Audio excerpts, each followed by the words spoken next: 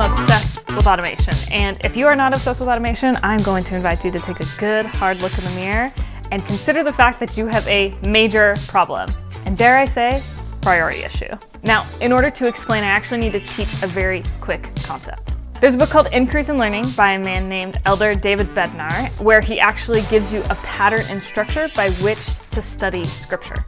Now, stick with me here. He says that everything can be broken up into one of three things: doctrines, principles, and application. A doctrine is an unchanging truth.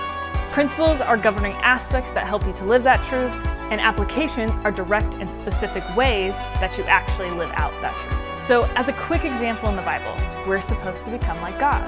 Be ye therefore perfect, even as your Father in heaven is perfect. Principles that help us do that: be kind, aka love one another. Applications of what this looks like: thou shalt not kill. Okay, you get it? Doctrines, principles, application. Okay, so why does this matter, and what does this have to do with your automation priority issues? Let's convert these doctrines, principles, and applications to more business terms. Objective, value, nitty-gritty. All right, let's dive deep. There are so many things necessary to run a business. With customer service, taxes, technical issues, etc., it is literally a logistical miracle that you can pull any of it off. But because there are so many things pulling for our attention, we can get stuck down here in the nitty-gritty doing these applications all the time that we lose sight of the values and objectives that we're actually trying to attain. You see, up here, objective, this is why did you start the business in the first place. And I guarantee that whatever your business is, some aspect of it had to do with impact. Impact in your own personal life, impact in your community, impact on your family, impact in your professional space, maybe even impact on the world. Now, maybe our actual values might differ a little bit depending on what type of business we have. You might appreciate maybe being way more vulnerable, while somebody else might appreciate hard and true statistical evidence, whatever the case might be.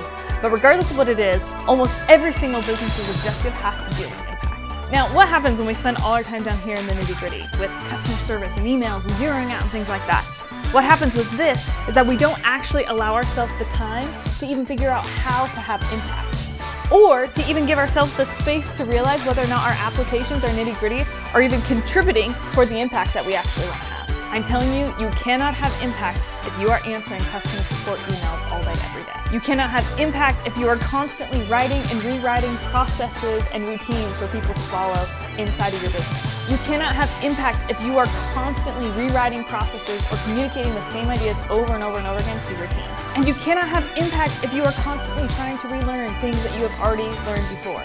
You'll stay stuck in this hamster wheel of nitty-gritty over and over and over again, never actually getting to the point of why you started this whole thing in the first place, which was to have impact.